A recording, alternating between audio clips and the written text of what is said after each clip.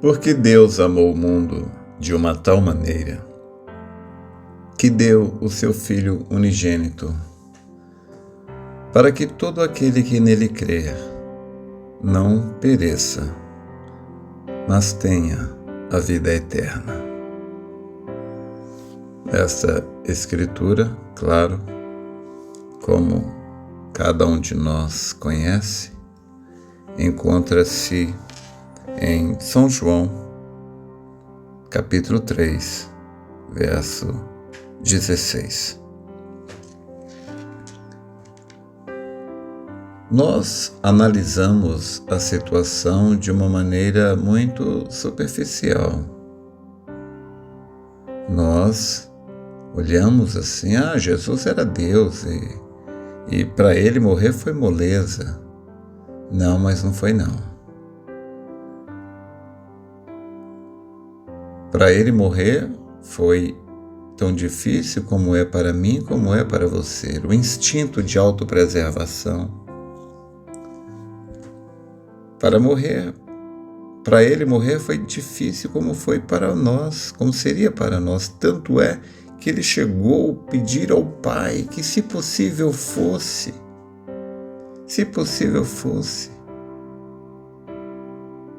que Deus passasse dele esse cálice. Porém, todavia, que não se fizesse a vontade dele, mas a do Pai.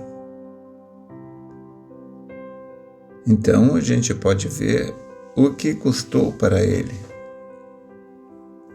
ser chicoteado, espancado, agredido e, por fim, aquela terrível tortura. Nós não sabemos o que é aquilo, ficar pendurado com todo o peso do seu corpo, rasgando as suas mãos ali, presas por pregos, as mãos e os pés. Nós não sabemos que dor dilacerante foi aquela. Mas, ainda assim, ele estava disposto a fazer isto por você, a fazer isto por mim. E o que é trágico é que hoje nós, seres humanos, nem lembramos do que ele fez. E vivemos e andamos por aí como se nada houvesse acontecido. Ele deu a própria vida, tudo o que ele tinha. Eu não posso dar uma preferência em um cruzamento. Se alguém entrar na minha frente, então o que eu vou fazer? Buzinar, reclamar? Se alguém me der um prejuízo de R$100 ou de 50, o que eu vou fazer? Se alguém bater no meu carro, se alguém me fizer um mal, me ofender, como é que eu vou reagir? Mas ele era o Senhor da glória. Foi chamado de filho bastardo. Quando ele foi agredido, ele não agrediu de volta. Ele apanhou como uma ovelha muda. Foi guiado ao matadouro.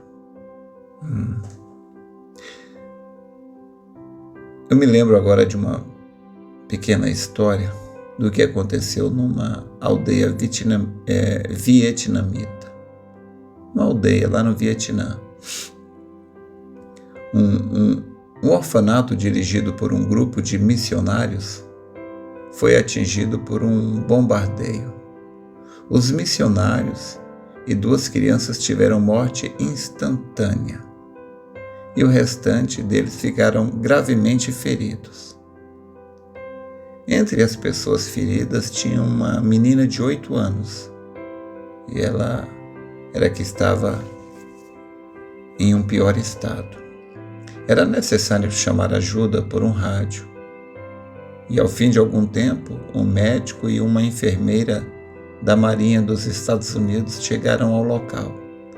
Teriam de agir rapidamente, senão a menina morreria, por causa dos traumatismos e da perda de sangue. Era urgente fazer uma transfusão, mas como?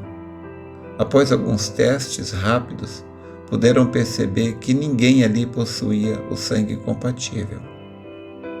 Reuniram as crianças e, entre gesticulações arranhadas no idioma, tentaram explicar o que estava acontecendo.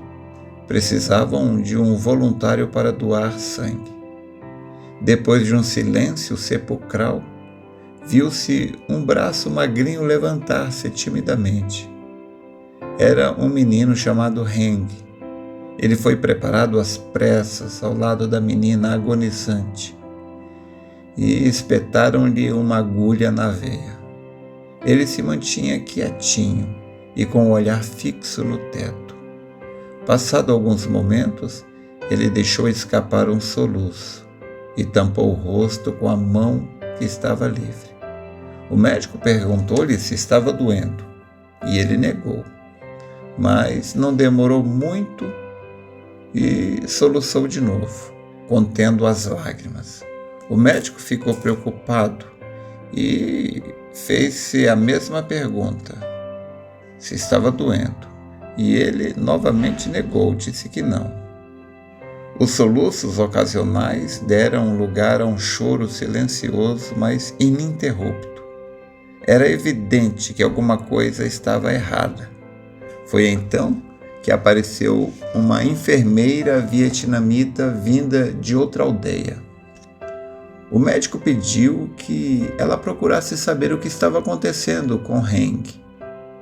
E com voz meiga e doce, a enfermeira foi conversando com ele e explicando algumas coisas. E o rostinho do menino foi se aliviando. Minutos depois, ele estava novamente tranquilo.